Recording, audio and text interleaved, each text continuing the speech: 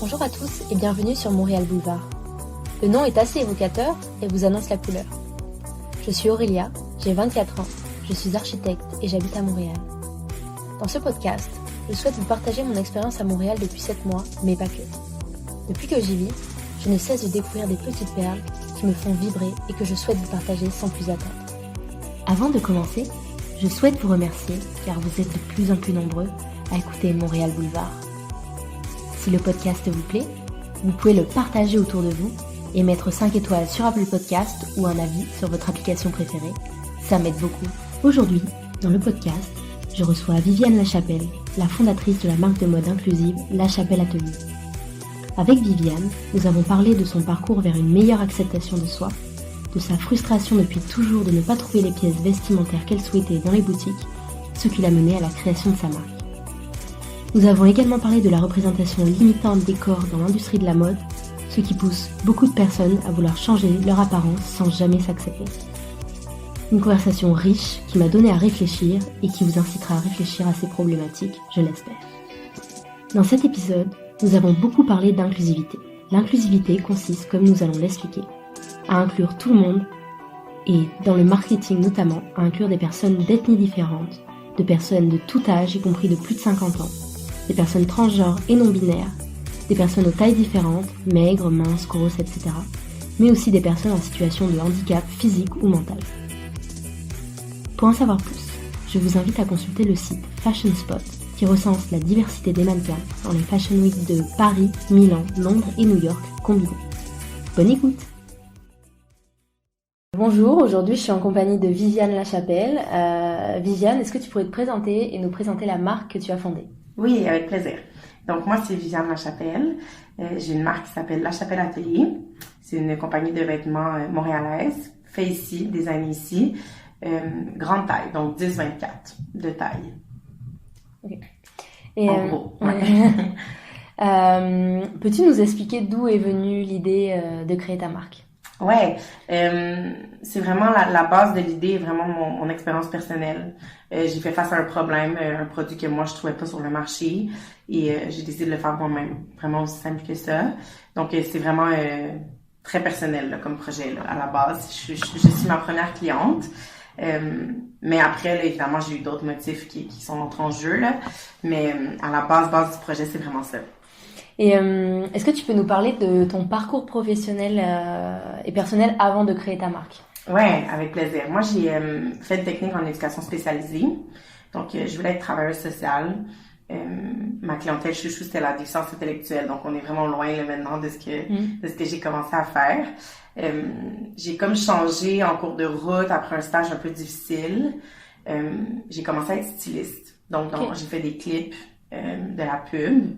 Une boîte de production Roméo et Fils m'ont donné ma première chance là, fait que là, j'ai comme commencé à travailler pour eux, puis c'est comme allé très vite. Puis là mon idée a comme germé dans ma tête parce que je voyais que c'était quelque chose qui manquait autant dans ma vie que dans la vie de plein de femmes et d'hommes. Donc après donc j'avais mon idée Lachapelle Atelier, mais je me sentais pas assez outillée pour le faire, fait que je suis allée travailler dans une boutique chez COS pendant 1 an pour avoir de l'expérience en retail. Et après mais voilà, j'ai parti Lachapelle Atelier. Fait que c'est ça. Et du coup, tu dis que t'as pas de formation dans la mode, c'est ça? Ok, ouais. Et comment t'as fait pour rentrer dans cet univers-là? Est-ce que toi, depuis toute petite, tu dessines des vêtements ou comment ça s'est passé? Pas du tout. J'ai toujours aimé les vêtements. J'ai une mère artiste. Mes parents m'ont introduit à l'art rapidement. Fait que l'art en général, j'aime beaucoup ça, les musées, tout ça. Comme je suis comme au courant quand même des tendances. Puis c'est sûr que la mode, le style, ça m'a toujours beaucoup intéressée, mais étant une petite fille toutoune, donc j'ai toujours été comme plus grasse que les autres, j'ai toujours eu un peu de mal à m'habiller. Fait que j'avais toujours comme beaucoup d'idées, j'aurais voulu m'habiller un peu plus funky, mais souvent je trouvais pas les vêtements. Mais je lisais beaucoup de magazines, genre j'ai toujours aimé la mode, mais j'ai pas de formation en particulier. Mais oui, c'est quand même un médium qui m'intéresse, la mode. Je trouve que ça a beaucoup de profondeur. Oui, c'est sûr. C'est plus politique qu'on ne le pense, en fait, la mode. C'est vraiment politique. Ouais. Sur le site de la marque Lachapelle Atelier, vous avez un onglet qui s'appelle Journal. sur lequel on trouve des articles qui mettent en valeur l'acceptation de soi, la non-stigmatisation des personnes dites, on va dire grosses, entre guillemets, et pas que, aussi les personnes qui sont en situation de handicap, il y a un article, etc. Toi, ça a été quoi ton cheminement pour en arriver à là et dire, voilà, je vais parler de l'acceptation de soi et je vais parler au nom de plusieurs personnes? Ben, je pense que j'essaie de le faire le plus possible. Je fais comme ma part. Puis j'aimerais ça le faire beaucoup plus. Comme moi, on dirait que c'est comme, j'ai fait peut-être 20e de ce que où je voudrais amener la chapelle. C'est sûr que le journal, c'est un des moyens que j'ai pris. Donc, faire des articles. Ben, en fait, inviter les gens à faire des articles. Oui, c'est ça, parce que c'est des personnes plutôt, ouais. Pour l'instant, en étant très honnête, c'est beaucoup des gens proches de moi. Mais c'est dans le projet de la chapelle d'inviter les gens à le faire, puis peut-être comme faire du genre de truc et tout ça. Je suis comme en train de développer un peu cette idée-là. Mais oui, c'est important la diversité, l'inclusion. Mais c'est délicat comme sujet. Oui. Vraiment, vraiment. Puis en ce moment, on en parle beaucoup de où on se situe là-dedans. Puis moi, ben j'arrête ma taille à 24, j'aimerais aller beaucoup plus haut, puis j'aimerais aller plus bas aussi, tu sais. J'aimerais pas, parce que j'ai des amis, des connaissances qui aimeraient acheter du La Chapelle, mais qui sont, ou qui en achètent, ou qui l'essayent, puis que c'est trop grand. Fait que c'est ça, c'est tellement touché mais comme le journal La Chapelle, c'est comme mon moyen de un peu traduire ce que nous, on essaie de porter comme message de La Chapelle. Donc, l'ouverture d'esprit, puis qu'on est tous un peu sur la même ligne, mais on a beaucoup de travail à faire. C'est ça. Mais je pense que c'est important de faire un petit bout de chemin. Puis moi, en ce moment, c'est ça que j'essaie de faire. Ouais. Et pour toi, c'est quoi une marque inclusive? Ben, c'est ça. Je dirais que... Je cherche mes mots. Une marque inclusive, c'est pour moi une marque qui est ouverte. Puis moi, c'est ça que j'essaie de faire beaucoup, c'est d'être ouverte aux commentaires le plus possible. Puis moi, j'ai commencé à avoir des commentaires négatifs, j'en ai eu. Ça a été difficile. Les premiers que j'ai eus, ça a comme été genre violent, presque. Tu veux dire pour ta marque, c'est ça? Ouais. Des critiques qui étaient constructives, mais ça m'a pris quelques jours à réaliser que ça l'était. T'sais. On dirait que je l'ai pris comme tellement... C'est tellement mon bébé, La Chapelle. Oui, mais c'est sûr. Mais une marque inclusive, ben pour moi, tout le monde est le bienvenu, tu sais. En fait, c'est ça. Puis moi, j'aimerais ça que ma marque, elle soit pour hommes aussi. J'aimerais ça que ça soit pour toutes les tailles, donc 0 à 40. Mais c'est sûr que moi, j'offre un vêtement local. Fait que là, si je parle de La Chapelle en particulier, c'est difficile pour moi d'être à 100% inclusive, tu sais. Puis c'est ça, pour moi, l'inclusion, ça va des deux bords. Fait qu'en ce moment, les commentaires que j'ai eu, c'est beaucoup des gens de plus grande taille, en fait, qui disent qui nomment, en fait, que je me rends pas assez grande. Puis je pense qu'au départ, ces genres de commentaires-là, ben, ils parlent d'une déception. Donc, d'une déception de pas rentrer dans les vêtements. Encore une fois, parce que ça nous arrive souvent. Fait que je comprends tellement ce genre de douleur-là, puis encore cette stigmatisation-là. Mais en tant qu'entrepreneur montréalaise, tu sais, moi, je commence, c'est ma première business, je suis quand même jeune. Autant c'est plus au niveau de la logistique, en fait, que je peux pas offrir pour tout le monde, tu sais. Oui, c'est sûr. Fait que j'ai dû faire des choix. Oui, c'est sûr, parce que en termes de production, plus t'as de taille et plus ça demande, comme tu Il y a un minimum aussi, tu sais. Oui, il y a un minimum moi, j'ai de un minimum de production là, à faire. Si je pouvais en faire moins, mais plus de taille, je le ferais, mais c'est qu'il y a un minimum, j'ai pas de subvention encore. Tu sais, c'est comme c'est tout... c'est un autre côté de la compagnie, un peu plus secret, mais... Pas secret, mais un peu plus personnel, mais... Tout ça fait partie de la réalité, mais je comprends tellement que ça soit frustrant. Quand ça soit encore ça, les raisons, c'est comme, on n'a pas pu faire taille 28 parce que ça coûte cher, tu sais. C'est pas tout à fait ça. C'est plus que là, moi, j'ai décidé que c'était 10-24. Mais je suis tellement ouverte à grossir. Fait qu'en gros, c'est ça pour moi, l'inclusion. C'est d'offrir un endroit qui est ouvert à tous. Mais pas juste les personnes grosses, les personnes minces. On parle de personnes trans, en situation de handicap. Juste laisser puis peut-être pas, tu sais, moi, je peux pas offrir un vêtement en ce moment, mais par exemple, mon journal, il est vraiment ouvert à tous. Mon chandail que je porte en ce moment, d'ailleurs, il a été dessiné par une personne ayant la trisomie. Fait que, tu sais, c'est un petit chemin, c'est un petit bout de chemin, mais pour moi, c'est ça l'inclusion. C'est juste d'être ouvert. Puis, je pense que c'est dur. Mais l'important, c'est de faire des efforts. En fait, finalement, si on résume, c'est montrer les gens de la vraie vie. Pas que les gens qui sont sur les affiches, enfin les personnes qui doivent être tous de la même taille, respecter un standard, voilà. Finalement, en fait, c'est ça qui est fou, c'est que c'est naturel, en fait. On revient à quelque chose, on est obligé de redéfinir quelque chose qui est finalement naturel, Absolument. l'inclusivité. Mais c'est plus difficile qu'on pense. Oui. Comme de le faire, tu sais, puis aussi de le faire naturellement, tu sais, puis d'être comme conscient de ça. Mais c'est ça, ça prend beaucoup d'énergie, je dirais, mais on dirait que pour moi, c'est quand même vraiment essentiel. C'est comme vraiment la base, mais c'est ça. Et moi, par exemple, je me rends compte, on entend beaucoup parler de marques de plus en plus inclusives, et le problème de l'inclusivité, enfin le problème de ces marques, c'est qu'elles vont dire qu'elles sont inclusives, alors qu'en réalité, elles vont proposer grosso modo du L. En fait, c'est ça, L ou XL. Et toi, qu'est-ce que tu dirais à ces marques si tu dois leur, enfin, je sais pas comment dire ça, mais leur dire que c'est pas vraiment ça, l'inclusivité, juste L, XL, ça inclut pas beaucoup de monde au final. Ouais. Je dirais que c'est qu'en fait, c'est peut-être de pas, puis moi ça fait partie des commentaires que j'ai reçus, là, fait que je m'inspire un peu des critiques que j'ai eues là en répondant, fait que je m'approprie pas vraiment ce que je vais répondre, mais c'est beaucoup dans le marketing en fait. C'est comment on se nomme, tu sais. Ouais. Puis moi j'ai nommé je fais toujours affaire à La Chapelle là, évidemment, mais tu sais, La Chapelle, moi j'ai nommé depuis le début que j'allais promouvoir la diversité des corps, c'est ce que je fais, et Job du 10-24. Donc c'est ce que je fais, tu sais, j'ai respecté ce que je dis, comment j'ai lancé ma marque, mais tu sais, c'est vrai que je suis pas complètement inclusive, tu sais, à bien y penser, tu sais, fait que je me tape un peu sur les doigts pour ça, mais ce que je dirais aux marques qui le font, je pense que c'est juste de se mettre à la place des gens, un petit peu plus. Juste d'user un petit peu plus de sensibilité, puis peut-être écouter leurs conseils aussi, d'être ouvert à la critique. Puis peut-être aller s'informer sur le terrain, puis ça je le prends beaucoup en note là, moi depuis que j'ai lancé la première collection. Peut-être plus prendre ces femmes-là, puis la clientèle vraiment type là, sous mon aile, puis les prendre comme alliés un petit peu plus. Fait que je dirais peut-être plus d'aller sur le terrain aussi, tu sais. Moi, je suis une femme grosse, là, fait que tu sais, comme, je me considère comme une femme grosse.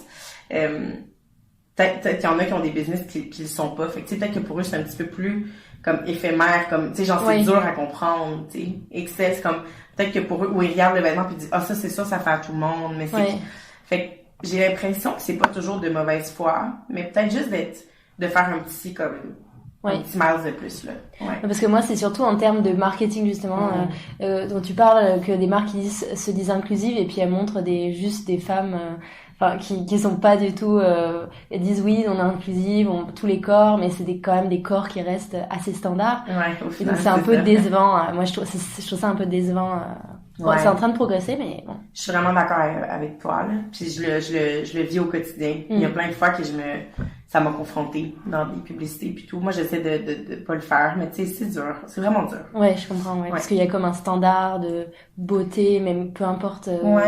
Des fois, même juste en termes de beauté, peu importe le corps, mais de représentation, c'est difficile aussi de montrer tout le monde. Je comprends très bien. Vraiment. Et c'est quoi, d'après toi, l'impact de la non-représentation d'une immense partie de la population dans l'industrie de la mode? Quand je parle d'industrie de la mode, c'est aussi le marketing, justement, dans les fashion week, dans les défilés, etc. C'est quoi cet impact auprès de la société? Moi, ce qui m'inquiète le plus, c'est les jeunes femmes, là. Vraiment. C'est vraiment ça qui me dérange le plus. Mais au-delà on parle beaucoup de la fashion week, des publicités, des magazines. Mais quelque chose, moi, en tout cas, dans mon quotidien, puis que j'ai senti, qui m'a le plus blessée, puis j'ai eu une famille aimante, que j'ai eu, tu sais, comme... c'est plus les commentaires de tes proches, en fait. C'est plus les commentaires de tes amis qui disent « Ah, j'ai trop mangé » ou « Ah, j'ai l'air grosse sur cette photo-là ». Moi, c'est plus ça que je trouve violent dans le quotidien que les magazines. C'est plus ça, puis au niveau des jeunes femmes... C'est plus... Puis des jeunes hommes aussi, là, je vais nommer les deux, là, on exclut les hommes trop souvent. Mais moi, c'est plus ça qui m'angoisse. que les magazines et tout ça. J'ai l'impression qu'on a fait un bout de chemin au niveau des magazines. On dirait qu'on en a tellement parlé, Dove, par exemple, tu sais, les genres de vidéos qui ont montré toutes les retouches.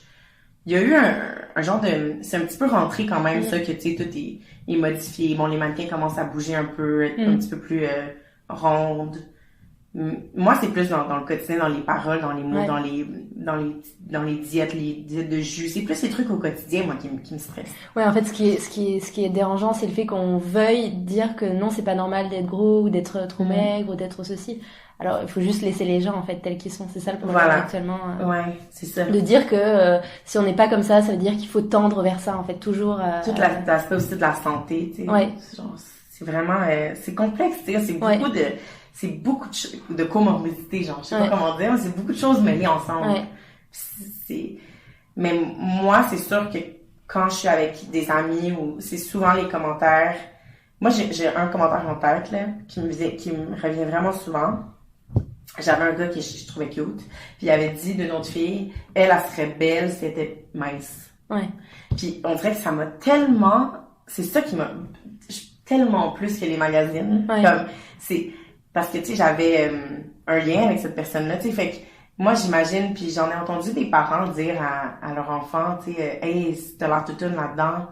Puis moi, c'est plus ça c'est ça, là, comme j'ai dit, qui me fait peur. Je pense que c'est un problème qui est dans la population, tu sais, qui est dans notre, comment on a été élevé. C'est comme des mauvais réflexes qu'on a. Ouais, c'est toujours, en fait, tout ça c'est lié à l'image que nous renvoie le marketing, en fait, dans la rue et tout ça, qu'il faut tendre vers cette image-là, et si on tend pas vers cette image-là, ça veut dire qu'on a du travail à faire, ça veut dire qu'on doit moins manger, qu'on doit peut-être porter des talons plus hauts pour pas être en fait, grand. on doit toujours se changer. C'est comme si on peut pas être nous-mêmes. C'est comme ça toujours changer. Puis, tu sais, j'aimerais faire le parallèle avec même les personnes minces, tu sais. Oui. Une personne qui est très, très maigre va également se dire, je serais bien plus belle avec des fesses. Genre, tu sais, là, la tendance aux fesses, là, les Kardashian et tout ça. Combien de femmes maigres ont dû se dire, genre, ils font des squats pour avoir des fesses? Tu sais, comme, tout le monde n'est pas bien dans leur corps, au final. Non, oui, même les personnes qui paraissent standards, finalement, elles ont peut-être d'autres complexes. Il y a toujours quelque chose, c'est ça. C'est ça qui est difficile, là. Puis moi, qui me fait beaucoup de peine, là. Puis, ouais. Ça fait que la chose qui me stresse le plus, je pense, c'est plus au niveau des jeunes, Et comment t'en as parlé un petit peu tout à l'heure, mais comment tu consommais la mode quand t'étais plus jeune? Parce que faut rappeler aussi, je vais peut-être poser cette question avant, tu as aussi la notion d'éco-responsabilité dans ta marque. Donc déjà fabriqué à Montréal, enfin dessiné, fabriqué à Montréal, avec des matières durables, et aussi le fait que, il me semble qu'il y a des vêtements qui sont adaptables aussi. Ça veut dire que si par exemple on prend du poids, on en perd, on peut quand même le garder, on n'est pas obligé de le jeter. C'est des vêtements qui sont portables à l'année. Oui, c'est ça. Fait que c'est sûr qu'il y a certains morceaux, par exemple, qui sont un petit peu plus adaptés à l'été. Oui. Mais oui, évidemment, c'est des vêtements. Puis moi, j'ai toujours aimé modifier mes vêtements, comme le mettre à l'envers, le mettre de face, ajuster, plus décolleté, moins décolleté. Fait que c'est un peu ça le concept de la première collection. Ça s'appelle collection 0, c'est ça? Collection numéro 1. Ah, collection numéro 1, c'est ça. Mais je dirais qu'au-delà de... Non, en fait, c'était vraiment important pour moi que ça soit fait à Montréal. Fait à Montréal, et j'avais envie d'être proche de ma couturière. C'est vraiment comme... Puis je sais pas si c'est égoïste, là, mais on dirait que moi, je pouvais pas imaginer pas connaître la personne qui allait mettre comme à terme ce projet-là, tu sais. Fait que c'est ça. Puis pour les fabriques, les matériaux, c'est en travaillant chez COS, j'ai découvert des matières, en fait. Puis j'ai découvert aussi que souvent des matières qui étaient plus éco-responsables, donc plus naturelles, donc des fibres moins synthétiques, t'as moins à les laver, puis ils sont plus durables. Fait que tout ça, c'est comme juste, pour moi, c'est juste logique. Puis souvent, c'est un tissu aussi qui look mieux, qui tombe mieux, c'est vrai. qui est plus facile d'entretien. Fait que c'est comme, pour moi, ça allait de soi. Puis, comment je consommais? Oui, comment tu consommais la mode quand tu étais plus jeune? Parce que depuis quand t'as cette conscience, on va dire, durable, responsable? Je dirais que ça fait pas super longtemps, là, pour être honnête. Moi, j'avais du mal à magasiner dans les magasins comme tous mes amis. Je trouvais, certains morceaux dans certaines boutiques. Je savais où aller. La chose que je fais depuis longtemps, c'est les friperies. Que je fais moins un petit peu depuis quelques temps, là. Mais peut-être par manque de temps, parce que faut se le dire, ça prend quand même ça prend plus de temps de chiner, mais j'aime beaucoup les friperies. Mais moi, en fait, là, ça fait partie de l'idée de la chapelle. J'avais aucune marque locale grande taille qui me plaisait, là, aussi. Minimaliste, un peu japonisante comme mon style. Il y avait rien que j'aimais. Fait que c'est sûr que ça a été une de mes motivations. Fait que j'ai jamais acheté local pour moi, à part la chapelle. Fait que c'est ça. Puis quand j'étais jeune, ben j'avais souvent du mal à m'habiller. Ouais. Puis j'ai souvent pleuré dans les cabines, genre dans des grandes boutiques là qu'on n'aimerait pas là, mais on allait comme tous là, pendant les soldes. Là, je me rappelle être avec mes amis, puis ça m'a fait beaucoup de peine souvent de pas pouvoir être habillée comme mes amis. Mais au-delà de ça, c'est beaucoup de pas être capable d'aller où je voulais aller dans mon style. Oui, ça, je l'ai dit dans une frustration en fait, c'est ça. Ouais, c'est comme si j'avais toujours des idées de style. Je regardais beaucoup de magazines, comme je disais, tu sais, mais je pouvais pas trouver les morceaux que je voulais porter. C'est super confrontant, tu sais. En fait, au final, c'était genre, ça me blessait beaucoup jeune. Mais ça a changé, puis on dirait que j'ai comme développé des skills de magasinage, certaines boutiques en ligne et tout ça, mais c'est sûr que ça a beaucoup fait partie de mes frustrations de dépenser plus que mes amis pour des vêtements qui, au final, j'aurais pu le trouver au centre d'achat à côté, mais qui n'avait pas ma taille. Fait que je devais le commander en ligne et tout ça. Fait que, c'est assez, l'aspect local est tout nouveau. Et comment t'as fait? Est-ce que c'est toi qui as dessiné les modèles ou alors est-ce que t'as fait appel à une modéliste, un modéliste? C'est un patroniste avec qui je fais affaire, il s'appelle Charles. Une vraiment belle rencontre. Je comprends encore pas comment il a choisi de travailler avec moi. C'est un gars très occupé, mais je pense qu'on a eu un coup de foudre mutuel. On fait une très bonne équipe. Moi, en gros, j'arrive avec mes idées, puis lui, il fabrique un genre de patron qu'il met sur moi, donc je suis comme le modèle type. Puis une fois que tout ça est approuvé, ben il va faire la gradation, donc il va faire les autres tailles du morceau. Puis ensuite, c'est envoyé à la couturière qui va faire dans le tissu que j'ai choisi un prototype. C'est ça. Puis une fois qu'il va être approuvé, on va pouvoir partir en production. Et la production, c'est une couturière ou c'est comment ça se passe? C'est une petite équipe. Une petite équipe. Ils sont comme 6. Je pense. Ça change un peu, ça dépend. Chaque fois que j'y vais, on dirait qu'il y en a moins, parfois plus. Je dirais que c'est à peu près l'équipe. Là. Ils sont super gentils. Et comment t'arrives à... Parce que t'as quand même des prix qui sont assez, on va dire, raisonnables pour du fait local, avec des matériaux responsables. Comment t'as réussi à gérer? Parce que souvent, c'est ça le problème. Les personnes disent, si je veux vendre quelque chose à un prix juste, je peux pas le faire fabriquer localement, mais visiblement, toi, t'y arrives. Je vais être honnête avec vous, avec toi. C'est, en ce moment, c'est sûr que mes prix, c'est pour de la vente directe.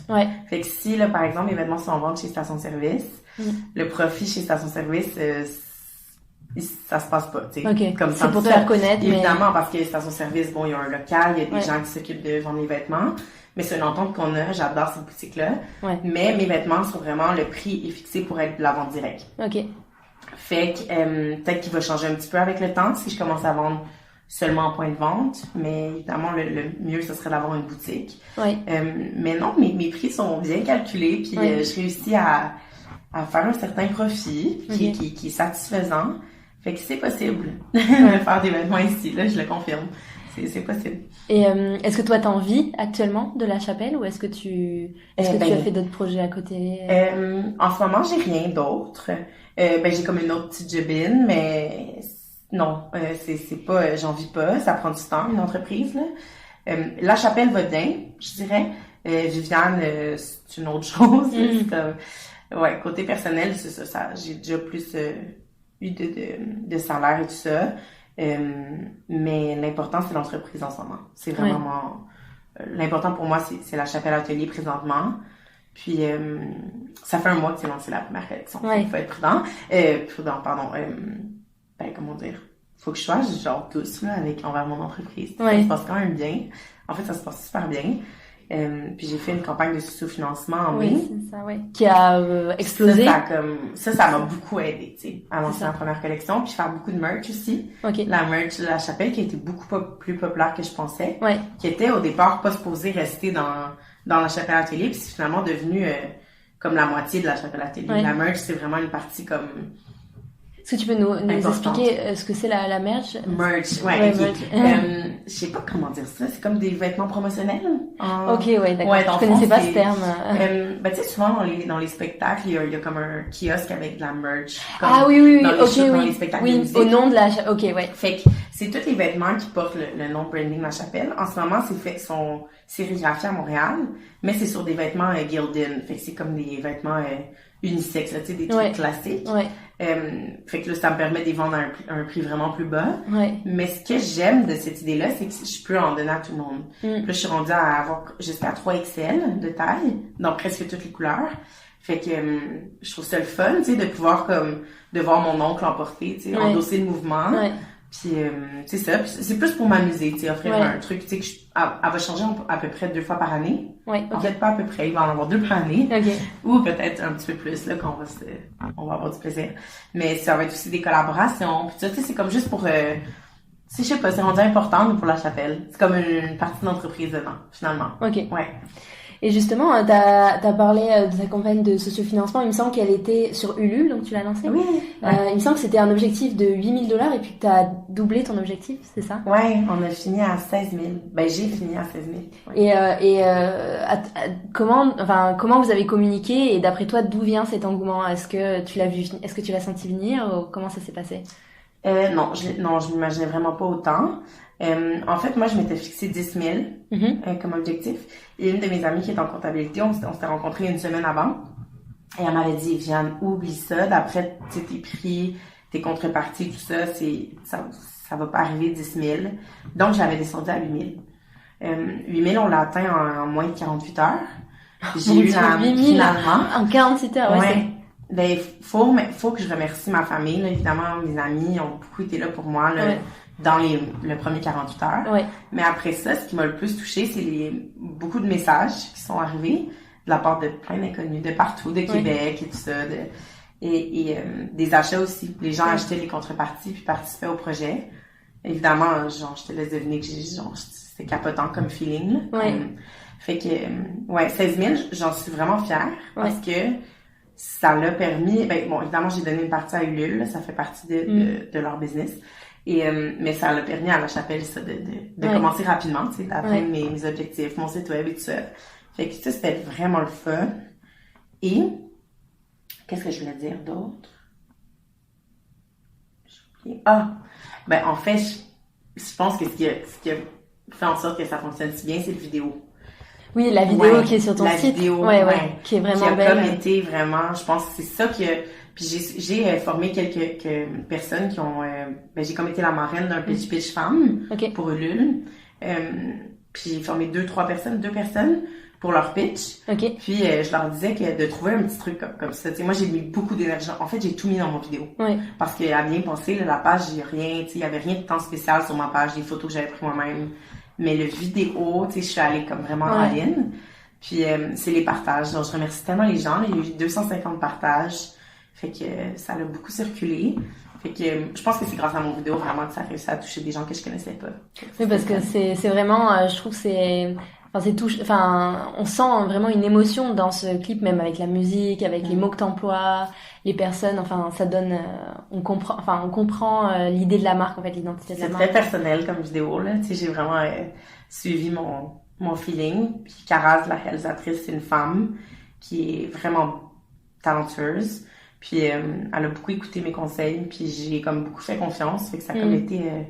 on a comme créé de la magie, là. Je remercie beaucoup l'équipe encore de ça, là. C'était vraiment tellement un beau tournage. C'était vraiment fun, Et je vous demande... Oui, tu as aussi réinventé un système de taille. Ouais. Est-ce que tu peux nous en parler et nous dire en quoi c'était important pour toi? Oui. Donc, chez La Chapelle, il n'y a pas de taille dans les vêtements. En fait, pour être honnête, il y a une tag dans le vêtement, mais sur le côté, donc sur l'étiquette qu'on appelle Care Label, fait que, où il y a les informations du vêtement. Mais dans le coup, il n'y en a pas. L'idée de base, c'est vraiment, encore une fois, expérience personnelle. Quand j'étais jeune, ça me terrorisait et je dois avouer que j'ai acheté un nouveau manteau la semaine dernière et j'ai eu le même feeling. Je voulais pas que les gens voient que c'était un X large. C'est ce que tu dis dans ta vidéo, justement. Ouais, j'ai failli le couper. Je l'ai pas coupé encore. Je vais le faire. Mais c'est vraiment personnel comme expérience, comme j'avais envie on dirait que moi j'aurais pas pu faire un vêtement puis mettre une taille dans le cou, ça m'a tellement terrorisée toute ma jeunesse. Fait qu'il y a ça, c'est bon, le côté plus rationnel de la chose, c'est vraiment ça là. Après c'est toute la métaphore de pas s'identifier à une taille. Puis ça s'est beaucoup concrétisé quand j'ai travaillé chez COS, dans une boutique où j'ai servi beaucoup de femmes et d'hommes qui se représentaient beaucoup à travers les tailles. Puis je trouvais ça souvent un peu dérangeant. Ouais, un peu malsain. Très malsain. Par exemple, une femme vient essayer un pantalon, puis elle porte habituellement du 8. Donc elle l'essaye, et il est trop petit. Donc les poches ouvrent, fait que j'apporte le 10, et elle refuse de l'essayer parce que c'est un 10. Comme jamais de sa vie, elle va porter un 10. Mais fait que ça, je trouvais ça horrible. Premièrement, bon, elle s'empêchait de porter un vêtement qu'elle trouvait vraiment beau, qu'elle avait le budget de l'acheter, juste pour un chiffre. Donc ça, premièrement, je trouvais ça tellement... Oui, sachant qu'il y a plein de tailles, de marques qui taillent différemment. C'est ça, exactement. Donc, premièrement, ça, je trouvais ça triste, dommage. Mais aussi, je trouve que c'est une incompréhension du vêtement. Comme les vêtements, tout dépendant du modèle, tu peux porter des tailles différentes. Fait que c'est tout ça. Est-ce que je me suis compliqué la vie en faisant ça? Absolument. Comme vraiment. Je pense qu'il y a quelques femmes qui prônent la diversité et l'inclusion qui ont vu ça comme de l'autre côté. Là, bon, étant donné que je chauffe pas de grande taille, ça a été comme perçu un peu... c'est ça, ça a été comme été un couteau à deux tranchants. Là. Mais j'assume à 100% mon idée. Puis je vais peut-être la modifier un petit peu dans la deuxième collection. Mais... ça va toujours rester les 4 tailles, puis ça se peut que je rajoute des icônes là, avec le temps, là, soit un plus grand ou peut-être toujours des plus petits, mais c'est sûr, et ça je mets mon point, que jamais la chapelle va avoir des tailles dans le cou. Là. Ça fait vraiment partie de l'ADN de la marque. Là. Ok. Parce que les logos, est-ce que tu peux nous parler un petit peu des logos que tu as utilisés, comment tu les as choisis? C'est vraiment de façon ludique, là, puis ils représentent comme les 4 valeurs de l'entreprise. Puis souvent ils m'échappent parce que j'ai vraiment pas une bonne mémoire. Mais le premier, c'est la grande roue. Celle-là, c'est pour l'ambition. Je trouve qu'on a du mal des fois, souvent en tant que femme, d'être ambitieuse. Puis de rêver grand, de par exemple vouloir faire de l'argent ou de grossir des projets, de créer de l'emploi. Fait que ça, c'est comme une des valeurs. Pas avoir peur de réussir. Ensuite, il y a le deuxième, c'est l'origami. Ça, c'est l'inclusion, si je ne me trompe pas. La troisième, c'est la fleur. Donc, c'est plus la qualité au vu la quantité. Puis le quatrième, donc c'est un pingouin, la dernière taille. Puis c'est pour les matières éco-responsables. Donc, l'aspect écolo de la marque. Environnemental, ouais. Puis, j'aimerais ça rajouter des icônes pour ajouter des valeurs aussi, parce qu'il y en a d'autres, là, qui représentent la chapelle. Fait quoi, c'est ça. Ok. Et est-ce que ça a été compliqué pour toi de monter ton entreprise, je dirais, en termes peut-être d'un point de vue, toi, de te lancer et de te dire, allez, je le fais, et puis aussi d'un point de vue administratif Est-ce que tu peux nous en dire plus? C'est sûr qu'il faut être passionné. Comme c'est sûr qu'il faut que tu aies envie de parler de ton projet 24 heures sur 24. Il faut avoir si tu t'endosses pas à 100% ton projet, comme fais-le pas, c'est trop... Ça prend beaucoup d'énergie, tu sais. Il faut... Puis quand tu l'aimes, ça se fait quand même naturellement, tout ça. Puis c'est ce qui se passe en ce moment. Puis souvent, les gens me disent comment t'as réussi à faire ça tout seul, puis j'ai comme pas de réponse. C'est comme bon signe, tu sais. C'est comme si, pour moi, il fallait que je le fasse, sinon, j'allais pas continuer à dormir sur mes deux oreilles. Tu sais, j'étais comme vraiment rendue là. Mais d'un point de vue entrepreneurial, ayant tu sais, j'avais jamais une entreprise, j'ai pas étudié en marketing, c'est sûr que ça représente des défis, tu sais. Il faut que j'apprenne, il faut que je veuille apprendre. Fait que c'est ça. Mais oui, c'est un défi quand même considérable. Il faut être prêt là à relever des défis là. Puis foncer. Il faut être prêt à se faire dire non aussi. Oui, c'est ça. Puis pas avoir peur d'appeler des gens, d'utiliser des ressources. Mais c'est sûr que se lancer en business, c'est pas facile, c'est jamais facile. Mais comme devenir médecin, tu sais, je sais pas comment dire, tu sais, je pense que... Oui, tout a un prix, quoi, mais... Voilà, mais je pense qu'il faut avoir peut-être un petit côté, un petit quelque chose, là, qu'il faut pas avoir peur de foncer, puis il faut aimer son projet, là. C'est sûr, ouais. Et est-ce que tu as suivi des formations pour, je sais pas, pour monter son entreprise? Je sais qu'il y a beaucoup de formations au Ouais, Québec. ben c'est vrai que c'est vraiment top à Montréal. Oui, j'ai fait le SAGE, Ok, c'est lancement d'entreprise, donc c'est un cours pour faire un plan d'affaires.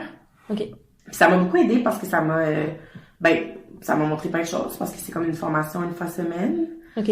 En tout cas, mais c'est le fun parce que c'est 3 heures par semaine ou 2 fois 3 heures, mais c'est comme pas trop long le soir. Fait que tu peux avoir un emploi en même temps, si t'as une idée, tu sais, ça peut t'aider à développer ton idée. Ça, je l'ai fait il y a longtemps, tu sais, c'est quand même avant d'avoir travaillé chez COS, là. Oui. Fait que tu sais, tout ça, ça a Donc comme... t'avais ton idée Ouais, déjà. fait que ça m'a... Puis après, ça m'a...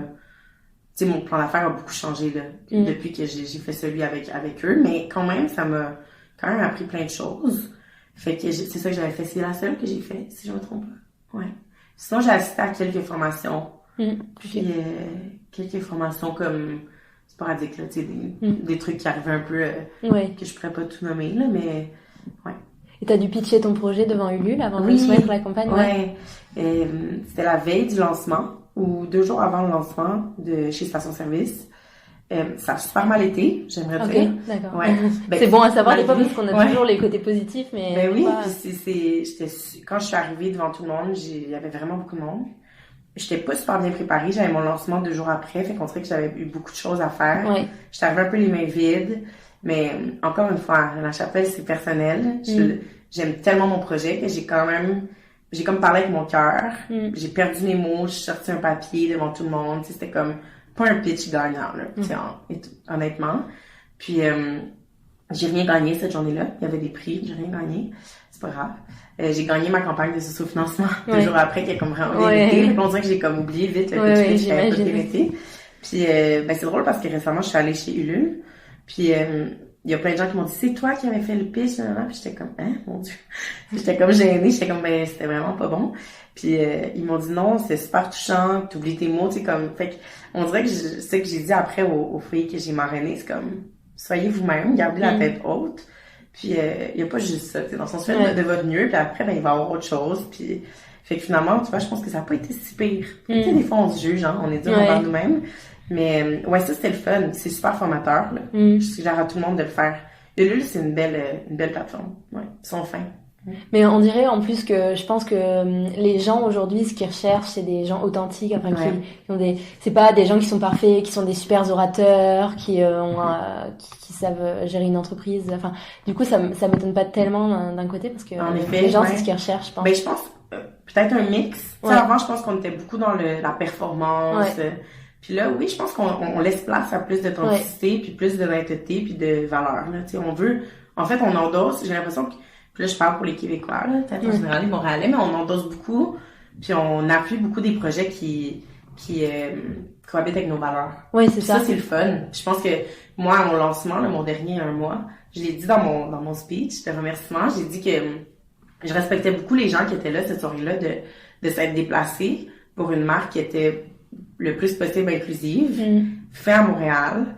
Puis je trouvais ça comme touchant de voir autant de monde, tu sais, au-delà qui était là pour mon projet, juste de se déplacer pour une bonne cause. Puis tu sais, je voyais des gars, tu sais, super stylés, des gars et des filles super stylés, minces, mannequins, pointer les filles comme curvy des photos puis dire « Oh my God, elle est tellement belle ». Tu sais, c'est comme...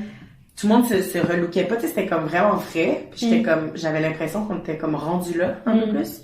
Fait que ça m'a touchée de voir ça, puis je le vois pas seulement à mon événement, tu sais. Fait que je pense que ça, c'est une tendance qui est de plus en plus... puis je pense qu'il était temps, là, j'aimerais dire. Mais quand même, c'est mieux que rien, on avance, tu sais, tous ensemble. Et comment tu as choisi tes mannequins? Parce que tu as plusieurs mannequins, on voit sur ton Instagram, sur ton site. Ben, ça a été naturel, je dirais. C'est comme des filles qui ont été réceptives avec la chapelle. Il y en a quelques-unes que j'ai vraiment comme foncé, là, je leur ai juste écrit j'aimerais ça que tu sois parmi nous. Quelques-unes qui connaissaient la réalisatrice de mon vidéo aussi, ça a comme été un travail d'équipe. Mais c'est des femmes que je trouve belles, là. Ça a été, puis il y a un homme, il y a un gars dans la vidéo aussi, Jean-François. Je sais pas, je trouve que c'est des gens qui sont touchants, là, qui sont vrais, qui sont inspirants. Fait que aussi simple que ça, c'est juste des gens que je trouve beaux, là.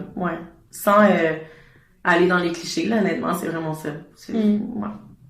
Et dans ton clip, dans ton vidéo pour la campagne, il y a une phrase qui m'a marquée. C'est, tu dis à la fin, je pense que si on mettait de l'énergie à s'aimer plutôt qu'à vouloir se changer, la vie serait plus douce.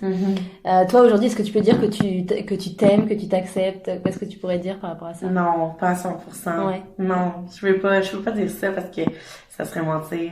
Ouais, j'en suis pas là. Puis je l'ai dit dans une autre entrevue. Moi, je mets pas encore des corps, tu sais, je monte pas encore mon ventre devant, tu sais, puis je trouve ça tellement admirable, puis genre, je trouve ça tellement le fun, puis j'aimerais ça qu'on soit toutes rendues là, mais je pense qu'il faut se respecter aussi, notre rythme là-dedans. J'essaie tous les jours de me prendre plus en douceur, mais non, je suis pas rendue là, non, ça serait mentir. Mais je pense que je me laisse inspirer de plein de femmes, puis d'hommes qui le font.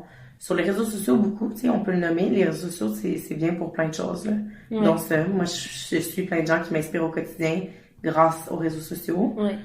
Fait que ça m'aide. Puis c'est ça, j'essaie de faire mon petit bout de chemin chaque jour. Mais non, c'est une bataille qu'on fait tous ensemble, je pense. Oui, mais je pense que c'est le cas pour beaucoup Très de gens, partagé, mais on est vraiment dans le côté... moi, c'est pareil, je suis vraiment des personnes qui sont dans l'acceptation de soi, qui prônent justement l'inclusivité...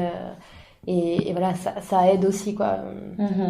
Je pense que, ouais, t'as raison. Ouais. C'est ça. Je pense que c'est un pas à la fois.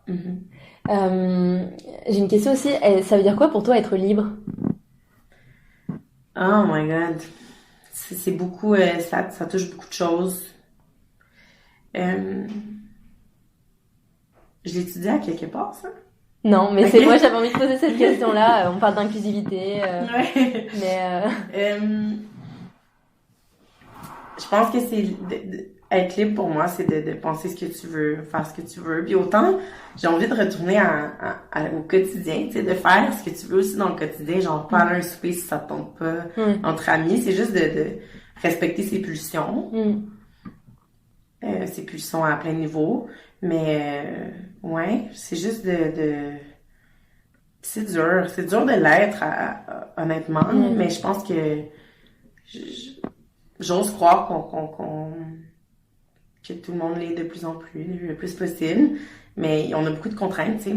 Oui. Le travail, des conjoints, des enfants. Oui. Parfois, tu sais, c'est dur la vie, genre, tu sais, c'est dur. Mais je pense que ça réside beaucoup dans les petites décisions, dans le quotidien, d'être libre. Des petits changements. Aussi, des petits changements, aussi dans les pensées, dans les actions. Puis je pense que de se prendre en douceur, ça va aussi dans la liberté, là, tu sais, dans le sens de c'est ça, être doux envers soi-même le plus possible, envers notre cœur, nos émotions, puis juste c'est ça, de suivre notre chemin, genre, tu sais, naturellement, en tout cas. Mais et c'est quand la dernière fois que tu t'es sentie vraiment libre? Peut-être une dernière expérience, tu t'es dit ah ouais, là, c'est ça en fait que je voudrais à chaque jour. Ben, je te dirais que ça serait mon entreprise, vraiment, parce que je suis seule dans ma business en ce moment, puis c'est vraiment ça qui... Je suis libre, en fait, vraiment. Ouais. Tu prends tes décisions. Ouais, je pense que c'est ça. Puis je pense que c'est pour ça que j'aime autant la chapelle atelier. Comme, c'est autant comme mon petit bébé, tu sais, comme il y a quelque chose de vraiment rassurant pour moi chez la chapelle. Fait que je pense que ça serait ça. C'est quand je prends des décisions. OK. Je me sens vraiment bien. Ouais. Je pense que ça serait ça. Ouais. Et comment tu définis aussi la beauté? La beauté, pour moi, c'est tellement personnel, là, c'est tellement... Mais clairement, c'est dans l'énergie de la personne, moi, vraiment, là. Puis, mais je peux pas cacher qu'il y a des gens que je trouve vraiment comme beaux physiquement aussi, tu sais, c'est comme tellement... Ouais, sans que tu leur parles ou quoi, tu les trouves beaux, quoi. C'est ça. Puis moi, j'aime souvent, les choses un peu imparfaites, là. Autant au niveau des humains que comme d'un vase, là, tu sais, ou des fleurs, genre. Fait que la beauté, c'est vraiment subjectif, là. Oui, c'est ça. Je sais pas trop. Mais moi, j'aime les choses qui sont imparfaites. Absolument, ouais. Puis j'aime les choses simples. Ouais. Puis les personnes vraies, l'authenticité, c'est super important pour moi. Fait que ça serait ça. Non, il n'y a pas de bonne réponse. Ouais, c'est ça, non, en effet. Toi, ça serait quoi? Ben moi, je suis un peu d'accord avec toi. L'énergie de la personne, moi, c'est vraiment ce qu'elle dégage. C'est pas forcément le physique, parce qu'il y a des personnes qui vont être que tu regardes, tu les trouves beaux, et en fait, finalement, en parlant avec eux, parfois ils sont un peu, ils paraissent à mes yeux un peu ennuyeux, ou alors ils vont pas forcément avoir de choses à raconter vraiment fortes, et du coup, j'ai l'impression que je les trouve peut-être moins beaux, alors qu'une personne que je vais pas forcément trouver belle en la voyant. Si par exemple elle est intéressante, voilà, il y a plein de choses. Juste dans la voix. Ouais, dans la voix, dans la manière d'écouter aussi. Ouais. Je trouve les gens. Il y a des gens, ils savent t'écouter et du coup ils ont l'air beaux. Enfin, je sais pas. Ouais. C'est peut-être un peu bête ce que je dis, mais bon. Non, absolument pas. Je comprends ce que tu veux dire. C'est vrai que c'est souvent dans les petites, il y a toujours un petit, parfois c'est un petit truc qui nous surprend. C'est vraiment un bon feeling, je trouve aussi, là. Et du coup, je trouve que c'est pour ça que ça me dérange un peu de définir la beauté par une photo dans les magazines. Parce qu'en fait, finalement, on s'en tient juste à l'apparence par rapport à la beauté. Alors qu'en fait, finalement, c'est pas que ça. C'est aussi l'énergie, le charme, une personne qui a du charme, etc. C'est ça. Ben, je pense qu'on apprend tout ça, qu'on déconstruit tout ça qui est tellement ancré en nous. Puis on apprend tout ensemble, mais je pense que c'est un travail qu'on va devoir faire chacun de notre côté, personnellement, mais aussi en tant que communauté, tu sais, comme ben, je veux dire, tout ensemble, tu sais, genre autant dans notre famille, mais aussi comme dans notre quartier, tu sais, c'est comme c'est beaucoup de travail là, déconstruire tout ça. Mais la beauté, c'est vraiment personnel. Ouais, c'est ça, c'est vraiment c'est ça. Et quel projet futur avec La Chapelle, on va dire, dans les mois qui arrivent, j'ai quelques idées qui s'en viennent, que je préfère pas dire. Le journal, j'aimerais qu'il prenne plus de place, donc d'avoir des articles souvent. Une deuxième collection. Ouais. Donc, chez La Chapelle, je pense que c'est la première fois que je l'ai dit ouvertement, mais il va y avoir 3 collections par année. C'est ça le plan. Et peut-être un jour 4. Fait que c'est comme des mini-collections, mais un petit peu plus souvent. Pour plein de raisons. Mais étant donné qu'on est proche de la production, ça nous permet de faire ça aussi. De contrôler tout ça. De contrôler tout, puis d'être plus... c'est ça, être plus proche, là, fait que lancer des productions, c'est moins long. Quand c'est fait en Chine, t'as comme... Oui, c'est ça. Il y a plus de contretemps, ça fait plus d'avance. Fait que je dirais pour l'instant, c'est ça. Donc, une prochaine collection, garder le journal, puis des shoots créatifs aussi. OK. Ouais, des choses un petit peu plus arty avec des collabos, des artistes et tout ça. Fait que ça, on en a fait un hier, avec le studio Manège. C'est 2 filles qui font du 3D, de la photo et du 3D. Fait que ça va sortir début 2020. Puis on a fait ça avec Jessica et Sandra, là, 2 filles trop magnifiques. Là, fait que, suivez-nous, là, on va vous montrer ça. Sur Instagram. Mais ça va vraiment être beau, c'est vraiment funky. Le 3D, c'est quelque chose qu'on connaît pas beaucoup. Puis moi-même, c'est comme des images souvent que je likais sur Instagram, ou des comptes sur Pinterest. Je likais des photos qui étaient faites en 3D, puis je savais pas que c'était fait en 3D. OK, donc c'est parce que c'est le background, c'est ça? Ouais, le background, exactement. Fait que c'est comme des formes qui sont toutes faites en post-prod. Puis moi, c'est ça, je connaissais pas cette réalité-là. Fait que quand elle m'a montré ce qu'elle faisait, en fait, c'est elle qui m'a approché après l'événement. Puis on a fait un genre de package, comme, fait que ça va être 3 photos, là, et tout ça. Mais comme quand j'ai compris que c'était ça du 3D puis que c'était faisable, j'ai comme carrément capoté parce que moi je suivais plein d'artistes qui en faisaient dans le fond, mais je pensais que c'était la réalité. Je pensais que c'était comme du bricolage qu'ils faisaient, tu sais, comme en studio, un décor. Mais tu sais, en même temps, j'en voyais parfois puis je me disais mais c'est impossible. Tu sais, il y avait comme de l'eau, du ciel, du fait que là je me disais comment ils font pour faire ça. Puis là ben elle m'a comme un peu éduquée. Fait que je suis vraiment contente. Fait que c'est un peu méconnu puis j'espère que bon, il n'y a pas beaucoup de following sur La Chapelle, mais j'espère que ça va montrer un peu cette technique-là de post-prod à plus de gens, là, parce que moi, ça m'a vraiment... je suis capotée. J'ai vraiment hâte de voir. Et juste, quand le moment où tu as lancé ta marque officiellement, et la première collection, ça a mis combien de temps à peu près? Ben, j'étais en janvier... j'ai commencé en janvier 2019 vraiment 100%. Fait que mais il y a eu comme la campagne de sociaux en mai, tu sais. Fait que janvier, février, mars, fait que 4 mois pour la campagne de sociaux. Puis après ça un 4 mois. Ça allait vraiment vite en fait. Ouais, vraiment. Mais t'avais déjà fait tes démarches avant pour trouver quelqu'un un patroniste? Non, ça a commencé en janvier. Ah oui, tout ça, même l'usine qui te fabrique la fabrique et tout. Ah oui. Ouais, ben c'est vraiment mais j'étais à 100%. Ouais. Mais j'étais à 100% dans mon entreprise à ce moment-là. Mais c'est aussi l'avantage de faire au Québec, c'est parce que t'as tout voilà. sur place. Il faut encourager les gens à faire local. Oui, c'est ça. Puis puis c'est le fun, tu sais, d'aller visiter où c'est fait, puis tout ça. Puis moi, j'ai rencontré plein de gens, là, pas juste une. Ça a pas été un coup de cœur. Tu sais, ça a pas été. Oui, t'as comparé quand même. Oui, absolument. J'en ai rencontré plein, puis c'était tout dans le même coin. C'était tout à Montréal. C'est faisable. Je vais toucher à mes tissus avant dans une boutique. C'est comme. C'est cool quand même. C'est le fun, là. C'est vraiment, tu connais un peu tous les. Retour aux sources. C'est ça. C'est ça. En bas, c'est ça. C'est genre. C'est vraiment. C'est le fun. C'est vraiment le fun. Puis je sais pas où la chapelle va aller, là, précisément encore. Je dirais même qu'en ce moment, je suis précisément dans un petit creux de OK, où ça s'en va, tout ça. Mais c'est tellement le fun comme vertige. En même temps, c'est comme. Fait que les idées, de pas trop savoir pas. Ce qui arrive, la surprise, Puis un jour, une boutique, là, je l'ai pas nommée, mais c'est sûr que moi, ça serait mon rêve, là, vraiment, d'avoir une boutique pour plein de raisons. Une boutique atelier pour que les gens puissent venir essayer. Oui. Mais aussi créer comme un petit safe space, là, tu sais, un petit, puis pour mes événements, puis tout ça, c'est vraiment, ça, c'est comme un rêve, mais on espère que ça va arriver. Je crois que oui. Je vais croiser les doigts. Et, qu'est-ce que je voulais vous dire? Oui, j'aimerais ça offrir dans ma boutique un service c'est pas altération. Pour modifier une couturière sur place. OK. Pour modifier les vêtements. Fait que j'aimerais ça c'est vraiment retour aux sources. OK. Comme dans le temps, là, oui, c'est ça. Plutôt que laisser son vêtement dans une armoire parce qu'il ne fait plus. Mais c'est ça. Puis, dans le temps, moi, même quand j'étais plus jeune, là, j'ai 26 ans, là, 27. J'ai 27 ans, puis quand j'étais jeune, ma mère faisait beaucoup plus ça que maintenant, tu sais. Je pense même plus qu'à la couturière. Mais avant, on faisait beaucoup ça. On allait porter nos trucs à la couturière. Ou on essayait un vêtement, mais on faisait les bords, comme on dit, là. Puis, moi, j'aimerais ça faire ça parce que, tu sais, moi, j'essaie de créer des vêtements, mais, tu sais, mettons, une femme qui vient essayer un pantalon, ben, je peux pas, tu sais, il y en a une qui mesure 5 pieds 8, une 5 pieds 1. C'est comme impossible. C'est comme des gars. Tu peux pas faire un pantalon qui va faire aux deux. Non. Fait que, offrir des petits services d'altération sur place, ça serait vraiment mon...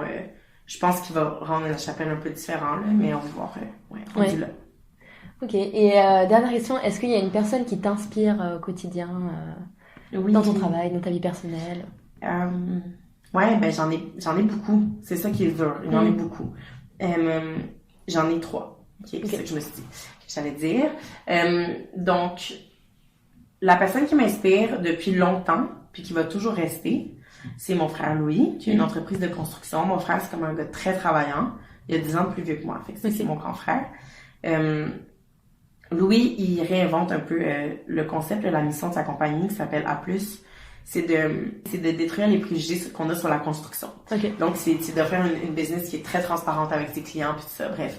Fait que Louis, très travaillant, qui est rendu avec une grande entreprise, qui a eu plein d'échecs, mais qui les a pris comme des tremplins. Il est le fondateur de l'entreprise? Ouais. Et je crois que je connais. Ouais. Parce que moi, je suis architecte, alors... c'est vrai? Ouais, ça me dit quelque chose, ouais. Donc, A+, entrepreneurs généraux, ouais. OK.